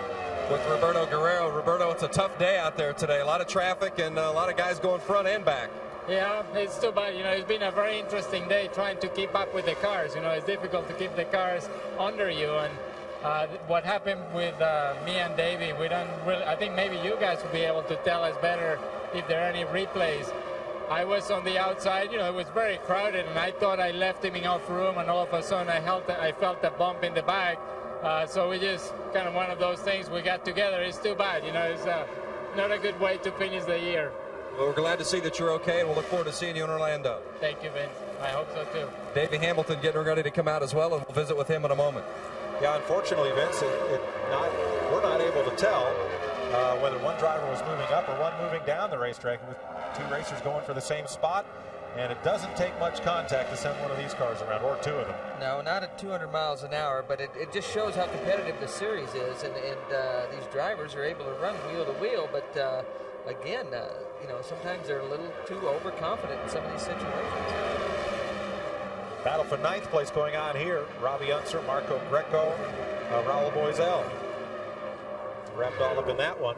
And one car slows in the midst of that battle. That's Boisel. I'm not sure what happened to Raul. Going into turn 1, he's just way off the power and going to limp it on around. Now, Boisel was running in 11th place. And coast down off the racetrack. McGuire makes a pit stop again. That's Raul Moisel. The top 10 running 8th, and some kind of problem develops late.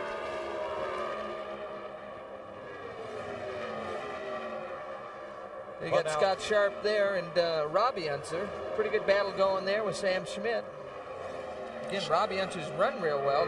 We're looking out the back of Sharp. And Sam gets underneath Robbie Unser. This is Sam Schmidt, again on the lead lap, trying to work his way forward.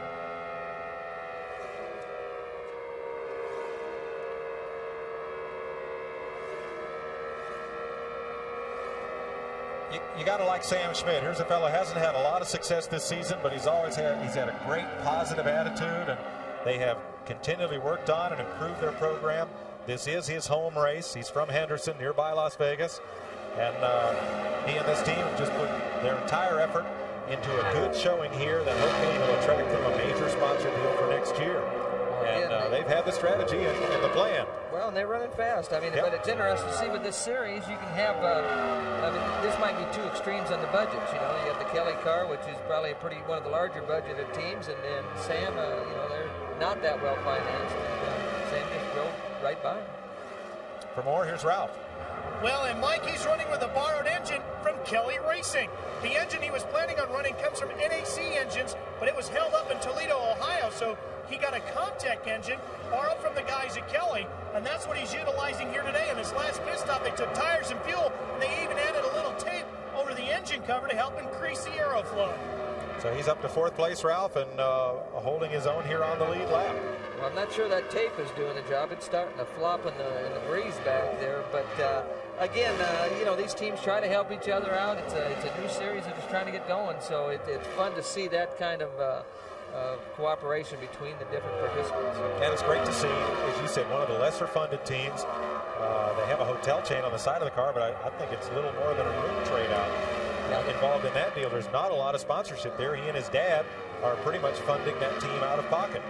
Well, a good run from Sammy today. Yep. Truck Air as well, another sponsor that's come on here mid-season for Sam Schmidt. Davey Hamilton's come out of the Care Center. Here's Vince.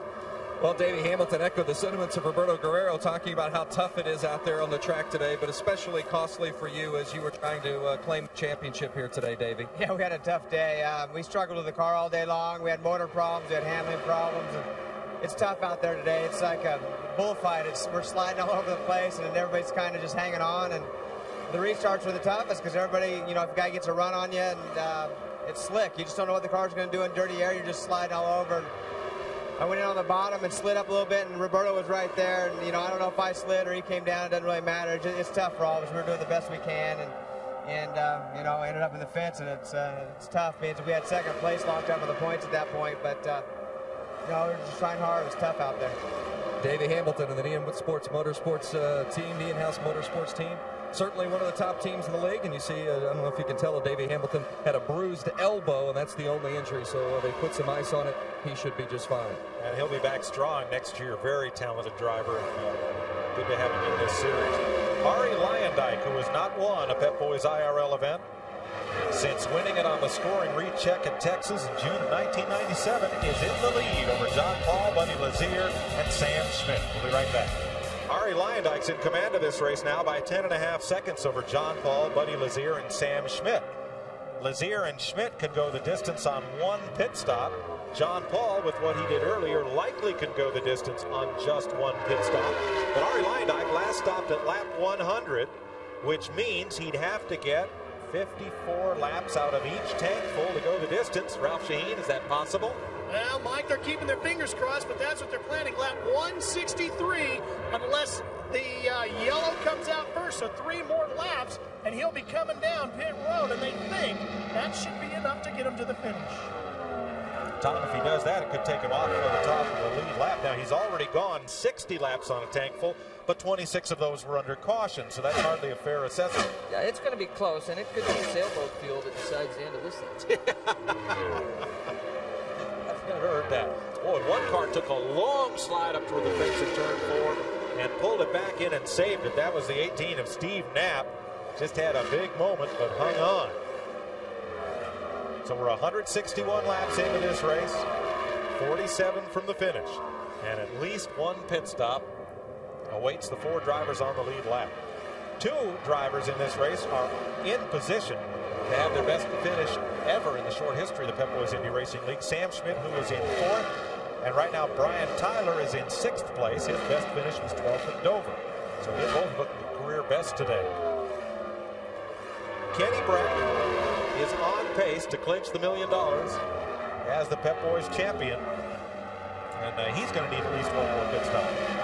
Yeah, no question there. They all need at least one more, and Breck's in pretty good shape, though, obviously, for the championship. I think that part is over. Well, he is in 13th position. Davey Hamilton is out of the race. Now, Tony Stewart is in 17th position, but Stewart is about 30 laps behind Breck on the racetrack. Here's Leyendyke. He's off the pace, entering pit lane. And this will be the scheduled stop that Ralph talked about. And this comes at lap 164. But it comes under the green. A lot of these guys might be able to catch a yellow. It could be a big difference. And it means Ari is going to have to go 44 laps on this next tank of fuel, which, of course, is easily possible. Ralph is there. Mike, he wheels it into his pit box, stops right on the marks. He's had a push all day long. They've worked on wing adjustments and tire pressures. No planned adjustments here. The push seems to be gone. Now it's just a matter of getting enough fuel in the car to get him to the finish. Feeling complete, and Ari's underway. We're watching for Buddy Lazier. Lazier would be the new leader. Spin coming into pit road. One driver looks like Waddles came in too hot. Caution is out. And Buddy, or rather, Ari Leyendyke will be outraged. Here comes Lazier across. Now, the good news for Leyendyke is Lazier and Paul. I'm not sure if John Paul overlapped Ari Leyendyke or not. Lazier did not. And so Leyendyke, because of the caution flag, may stay on the lead lap here. Well, that was a real break because it came out. Even though he pitted when it was green, it came out before another lap had gone by, and so nobody could get back around Leyendyke in the pit. So he stayed on the lead lap. So John Paul is the new leader as this race takes another strange turn. It's quite a transition from the turn 4 banking down to the pit road. And because the pit road speed limit, the 80 miles an hour, doesn't stop for about another 600 feet down pit road before the speed limit's in effect, a lot of drivers have been really coming in hot off the banking, off making that transition.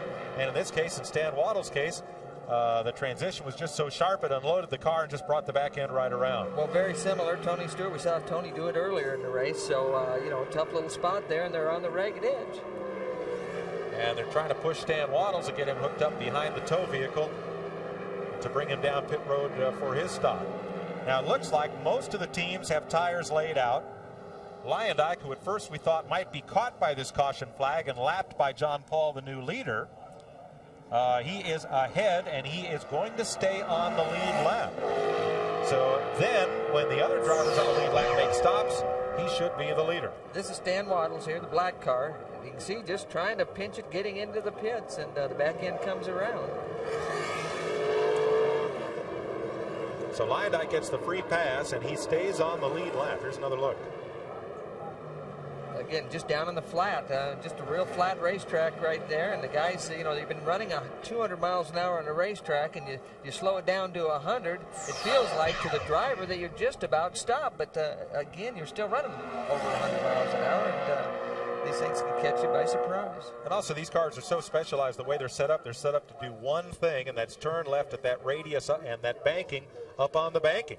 I don't think you could drive one of these cars around the track in the wrong direction. It might not even go that way at more than 20 or 30 miles an hour. Well, it might go a little faster than that, but again, you don't have any aerodynamic help at 100 miles an hour or 80 miles an hour as you do at 200 miles an hour. You just lost the downforce arrow-wise, and it can sneak up on you.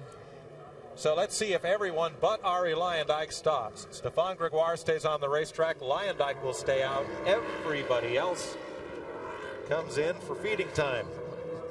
It's going to be a feeding frenzy right here. Gosh. Let's see what happens on these stops. This looks like the buffet line at Sam's Town. I mean, just all of a sudden they're just loaded, and everybody's in for all the fuel you can get. New tires, Ralph. Well, one of those would be Buddy Lazier. Now, he started to develop a push at the end of that last run, so they're going to dial the car to defeat that as they get race run to the checker.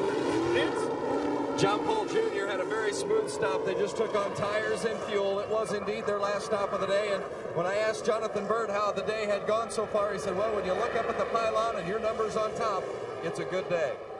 Buddy Lazier stopped 13.1 seconds. John Paul Jr. was about 12 seconds flat. Well, I'll tell you what, the pit stop was faster than the buffet line cafeteria. Yes, it was. 168 laps complete. 40 laps to go. Pit stops completed. We're ready to run for the checkers. We are back under green. Well, Lyondike got a good restart. The one that suffered a little bit there was Buddy. He didn't quite keep the gap closed. John Paul's right on Lyondike, but Buddy lost a little bit. Mid-pack Steve Knapp a bit slow coming up to speed, anxious to move the cars around it. Now everyone back up to full speed. Brian Tyler up there in 5th place, having the best run of his young IRL career. And with Raul Boisel's fall from the race, Kenny Breck is the 1998 Pep Boys Indy Racing League champion. Even if Breck were to drop from the race right now and Tony Stewart somehow win it, due to the high attrition today, Breck has clinched the title and the $1 million that go with it. The press conference yesterday, Dick Mittman asked Kenny, who'd be the first person back in Sweden you'd call if you won the $1 million? He said, well, probably the girl who does my press releases. And Tony Stewart sitting right next to him says, oh, no, you can, I made that mistake. He says, call Mom. That's his first thing. So Breck is the champion as Buell knifes underneath him, but still here we've got a race to run, and Ari Lyondike is doing his best to run away with it. Lyondike threw to an inside straight on that pit stop. He stopped under green, the caution came out, and miraculously he was saved from going a lap down. Yeah, that was very fortunate for Ari, but you know, some days it's your day, and no matter how much you try, you can't mess it up. So Lyondike running a lucky streak, and at least thus far in the race, miraculously or not, free of the engine trouble that has just plagued that team the last couple of races. Yeah, it's been horrendous, and you know, that's only one of the teams that made major changes this weekend for the final race, and everybody else had a little bit of problems with that conversion situation. But so far, Lyondike, it's worked out well. So Lyondike's the leader. Here's John Paul, who is 1.4 seconds behind. Let's show you the separation here. There is first to second. Now, Buddy Lazier is 4.1 seconds behind the leader, and Sam Schmidt is right with him. We got trouble on the front straightaway. Robbie Unser. Yeah, he comes, slows, and drops to the track apron. Did not impact the wall. No, it did a tremendous speed wobble coming off of turn 4, but then he got it down on the apron and without any big incident. But he's going right to pit lane. And we stay green. Here comes Schmidt after Lazier. Start-finish line headed for turn 1. Close racing. Schmidt's going to take him. Buddy, again, that last pit stop, they must have loosened the car up too much and made the wrong adjustment because Buddy's falling down. What a great run for Sam Schmidt here today. It's interesting. These cars are so finely tuned. We heard on the pit stop that the car started to get a little push towards the end of that segment. They probably adjusted for that little push that they thought the car was developing, and it just got overboard. It just went over the fine line, and it doesn't take too much. It's a fine art out there to try to keep these cars balanced. So Lazier's misfortune is good fortune for Sam Schmidt. Caution is out. Yellow waves on the speedway. And this will be the 9th one of the day. Apparently there was a lot of fluid leaking from Robbie Unser's car. So Brian Barnhart and the Pep Boys Indy Racing League officials have brought the caution out. Well, the interesting part is it looked like John Paul was actually starting to close the gap on Lyondike. So after they run a few laps, it appears though John Paul is able to pick up the pace against Lyondike. The caution actually is for Mark Dismore, who has brushed the wall at turn 2. There's some fresh tire marks up there at the exit of turn 2, and that was from Dismore. Well, it's amazing. We heard on that interview with Davey Hamilton how it's a bull ring out there. The cars are sliding around, and it wasn't too long ago when you thought about bull rings, you're thinking about quarter-mile tracks. Now we're at 1.5 mile high-speed racetracks, and they're calling these places bull rings. So hard to imagine. It's amazing. There's where Mark Dismore got into the wall at the exit of turn number 2. You saw the corresponding white marks on his right side tires as they fix that car. We'll be right back. Just dropped the green flag half a lap ago. Arie Luyendyk jumps out from the field. John Paul Jr. was not that quick on the restart. Sam Schmidt put a whole big stack of chips on the table and then pulled them back before the next card was turned. He got up alongside for second place, thought better of it, and Buddy Lazier got back by him. Well, it was a good race going on there to the first corner. I mean, these guys haven't slowed up any, and Sam came out in the short end of that, but I think once he gets his momentum back up, he'll be all right. Got a good car today. Luyendyk the leader, John Paul second, Lazier third, Schmidt fourth. Brian Tyler is fifth, 1 lap back. Eddie Cheever is sixth. 2 laps down, Robbie Buell and Marco Greco. Steve Knapp is 3 laps back. Then Kenny Breck in 10th, who is the IRL champion. I mean, some great racing on these restarts. I mean, these guys running 2-3 wide and little mistakes. Sam was scratching on the gray side of the racetrack and was able to save it. And again, he's coming back after Lazier for that 4th position. Schmidt needs a good result here, but he needs to finish more than anything, and that's what he's working at right now. Again, you got to give a call to Brian Tyler, running 6th, doing a great job. And Kenny Breck was asked in that press conference yesterday among the 3 title contenders. There had been a lot of speculation that he might move to a different open wheel series next year, and he says, no, I expect to be back here. He said, unless something happens that he didn't know about, he intends to be right back here with A.J. Foyt in the Pep Boys IRL next year. Well, it's one of the best teams in the series right now, and you know, the series is getting stronger, so it's a lot of good racing. Close racing is what's really enjoyable from the driver's standpoint, and these guys are getting all of that they want. Now his sponsor, Power Team, is again another of the number of companies involved in this series that may not be consumer goods companies, but they market surplus electric power among the different utility and power companies around the country. It's kind of like a stock exchange, except it's in kilovolts and kilowatts instead of currency. Well, they'll probably use up some of that excess energy tonight celebrating that championship. I think so. Sam Schmidt here, he's got the run back on Buddy on the inside. Yeah, just takes the groove away and sends Buddy up high. Well, Buddy, a little more seasoned on the restart, got a good run on him, but once they got strung out, and after a few laps as the tires heat up, the balance on Sam's car is obviously a little bit better right now than the balance on Buddy's car. So Sam Schmidt sets off in chase of John Paul Jr., and John Paul is trying to close the gap on leader Arie Luyendyk. Right now it stands at 1.6 seconds. And we have 19 laps to go in the 3rd season of the Indy Racing League. Next door in the tower, IRL founder Tony George, league president Leo Mell, driver coach Al Unser Sr., and Clarence Gilliard, who you better know as Ranger Trevette from the CBS hit series Walker, Texas Ranger. Big, huge race fan, and he's been up in the tower the whole race.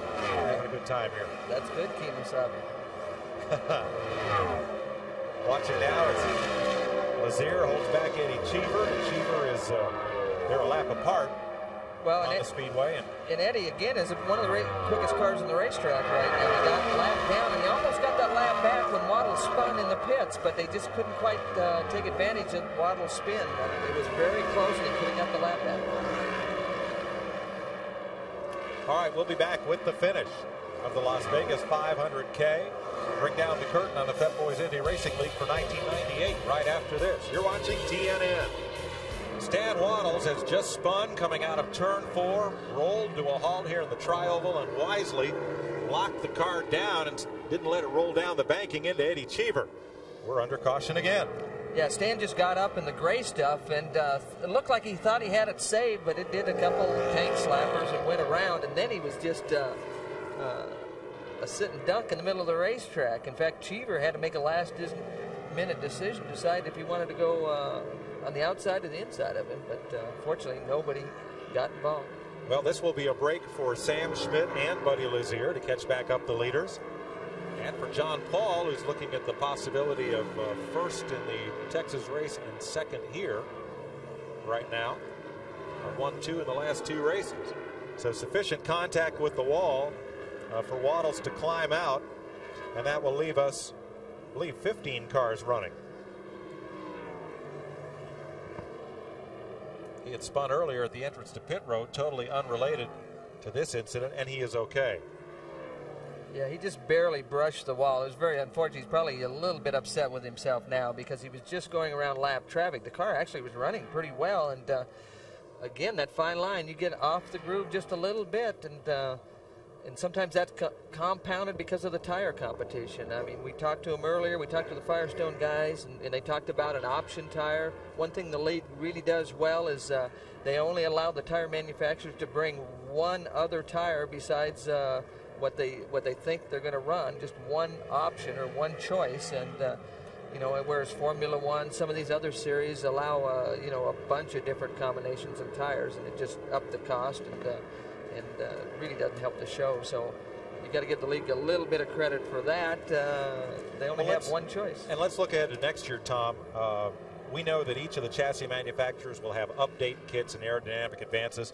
Billy Boat came in here, ran 7 miles an hour faster than the prior track record to win the pole. So the league officials are going to take some steps to try and reduce horsepower a bit by lowering the RPM limit from 10,500 down to 10,300, and instead of just monitoring the RPM, they will actually have a device on board that will be an RPM cutoff, so that that limit cannot be exceeded during the race. Well, these are all good things. These are things they are trying to address. I'm not sure 200 RPM is enough to make a big difference. Maybe they should have gone to 10, but again, with a naturally aspirated motor, that's one good way to try to restrict the kind of power these motors develop, and it doesn't matter what kind of racing you're talking about. If you don't modify the rules consistently, you know, these guys are going to figure out ways to go faster and faster. It just some things never change, and keeping it under control without the cost going up is a tough job for the officials. So we come around with 9 laps to go, and Buddy Lazier is in the pit lane. Tires laid out for Lazier, and he is the last car in the lead lap. That's the strategy Sam Schmidt employed a little earlier. Ralph's there. Well, Mike, they're going to work on tires on the car. They're going to change tires on the right side. Engine revs are up. Little fuel, and Lazier's underway. Well, he had nothing to lose, Tom. He was the last car in the lead lap. And yeah, he really didn't. The unfortunate thing is he only has a few laps left, and he's going to have a lot of traffic to work through, but it's a gamble. I mean, he knew he couldn't do anything with Sam in third with the condition the car was in, so, you know, let's go for it. Let's give it our best shot. Let's make that adjustment, put some tires on the thing, and maybe we can get a restart that'll get us in contention. Let's show you what happened to Stan Waddles coming off turn 4. You can see he's already out of the groove there, so he's, you know, he's got his fingernails dug into the steering wheel right there once he got out of the groove. And again, it tank slapped a little bit. He thought he had it corrected, went one way, and then he just couldn't quite catch up with it, and it spun into the outside wall. Waddles, who came out of Formula Ford and sports car endurance racing, moved up to Formula Atlantics, Formula 2000s. This is where you're cussing at yourself, and usually you don't have the radio. Anybody else can hear the excitement over your last move. Well, Arie Luyendyk will take the restart as the leader. There is at least a one-lapped car separating him from John Paul. Let's go to the pits of the leaders and see what's going to happen here in these last couple of laps. First to Ralph. Mike, we're with Skip Paul, his chief mechanic. Skip, you got one more restart to deal with. Are you concerned about it? No, we've been good all day on restarts. This car has just been awesome. And we've been pulling away from John Paul every time on these last two restarts, so we should be all right. You had a push earlier. Is that gone? Yeah, we worked on that with the weight jacker and some roll bar stuff. So car's been pretty good all day. Little tweaks here and there. Vince? Jonathan Bird with Jonathan Bird Cunningham Racing, of course, the car of John Paul Jr. You won the last event, and you're in position to win this one. But you got to get not only by Arie Luyendyk, but you've got to get by Steve Knapp, who's between the two. Well, right now we're trying to see why Knapp is there. We think that Arie actually passed him on the yellow, but the IRL has ruled that he hasn't. So we're going to have to just go ahead and try to do the best we can with the thing. The Visionary Bryant Heating and Cooling car has been given a really great ride by John Paul, and we're just really happy with the whole thing. I just told him to use his head. He's the man, and we'll take what's there. And right now we're worried about taking first and staying ahead of third. So this is a great race. The IRL is providing fantastic entertainment for everyone. I hope the fans are loving this as much as we are. One lap to go to the restart. Up front will be Lyondike. Then that lap car. Then John Paul and Sam Schmidt will be nose to tail. Now just behind them, there's John Paul in the red car you saw.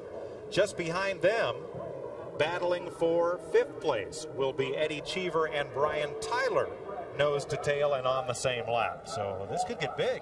Well, it could, and this is a situation where they ought to let these leaders get right together. I mean, this is a situation where you ought to get the lap cars out of the way. Maybe have 2 abreast restarts on these things, and you know, some of the other series look at some of that stuff. But you know, the fans want to see you know, the 2nd place guy have a shot at that 1st place guy, and you know, we're not going to see the best that we could, but you know, hopefully. The lap car will give those guys some room, and it looks like he is. He's slowed down, and he's going to let those guys go at it. But Lyondike's able to get a couple of car lanes. And here comes Sam Schmidt. We're back under green. Schmidt has a run on John Paul. This is for 2nd place. It'll give Lyondike quite a cushion. Side by side for 2nd. Schmidt around the outside. He takes it. Oh, John Paul lost the front end. He lost the air. He got way out of the groove, but he got it back down and saved it. Did he lose a piece of that wing? He did. The right front wing is gone on John Paul's car. Brian Tyler comes up on him, and he can't clear John Paul, so Tyler won't have much of a run at Cheever. There's the winglet from the right front. Gone. Here's the pass. There's Sam around the outside. They actually touch it. You see the wing fly off to the right, and obviously without that front wing, you're going to lose a lot of front downforce, and it's very hard to turn the car at that time. So did Schmidt hit John Paul? Well, they definitely touched, because that's what caused the wing to fly off. Now here's Tyler going past Paul. This is not for position. Tyler needs to try and catch Cheever, and that's going to be tough to do in these remaining 4 laps. Now Lazier goes past John Paul. That's for 3rd place. Yeah, I mean, poor John Paul, he's helpless. I mean, without that front wing, and they can't stop to try to correct it at this late stage. So, nope. He's going to be the 4th place car. So Arie Luyendyk, since June of '97, has not visited Victory Lane. And on that night, he came to Victory Lane, got escorted out, didn't get his trophy and check till the next morning. And today will be a little more fulfilling for the Flying Dutchman. 2 laps to go. Yeah, they might have to share a winner's circle this time, because Floyd with the national championship and Luyendyk with the race win. I think it'll be a much happier scene. White flag in the air for Arie Luyendyk. Sam hasn't given up on him. I mean, nope. You know, Lyondike's not getting away from Schmidt, but he's going to need a little help. Schmidt's closing in. Turn 2. It's about 1 second, 1st to 2nd, and Schmidt is eating up that distance. There it is. Coming off turn 4, final lap. Sam Schmidt, in the drive of his career, just runs out of time. Arie Luyendyk scores his 4th career Pep Boys Indy Racing League win. It's a career best for Sam Schmidt. Buddy Lazier comes home 3rd. John Paul Jr.'s car limps across in 4th. Eddie Cheever is 5th, and Brian Tyler is 6th, and this man, Kenny Bray, will pick up a check at the banquet for $1 million as the 3rd series champion. A wave from Schmidt to Luyendyk and back.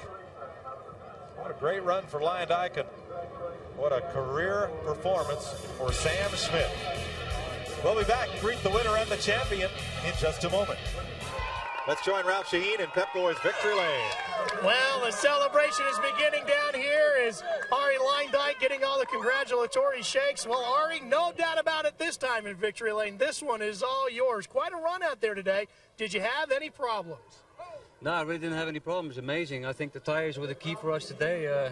Firestones just were phenomenal, and I thought we'd have an advantage with the tires on race day. And I think the overcast helped me a little bit.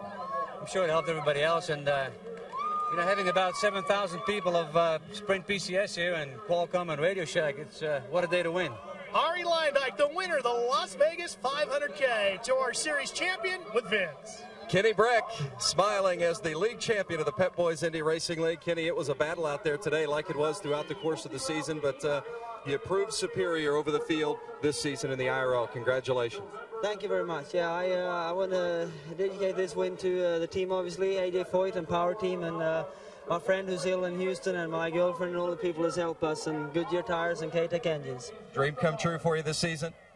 Yeah, you know, it's been a good season. We had our ups and downs, but we came out on top, so we've got to be happy with that. 3 wins and a league championship for Kenny Breck. And a career best for Sam Schmidt, the winner and runner-up both on Firestones today, 3rd place on Goodyear's. That was Buddy Lazier. Kenny Breck's the champion. Davey Hamilton 2nd in the standings. Tony Stewart 3rd. Scott Sharp, Buddy Lazier are the first 5 in the points. The Pep Boys Indy Racing League. Well, there was a little bit of talk about Leyendijk maybe this being his last season. You know, when you have a disappointing season, it's tough to get the adrenaline up. But now with this victory, I'm sure we're going to see Arie next year. Good run there for Brian Tyler, finishing in the 6th spot behind Cheever, Robbie Buell, Marco Greco, Steve Neck, and Kenny Breck. Coverage of the Pep Boys Indy Racing League on the Nashville Network has been brought to you by Pep Boys. Cars like us, people love us. For Tom Steve, Vince Welch, and Ralph Shaheen, Mike Joyce, so long from Las Vegas.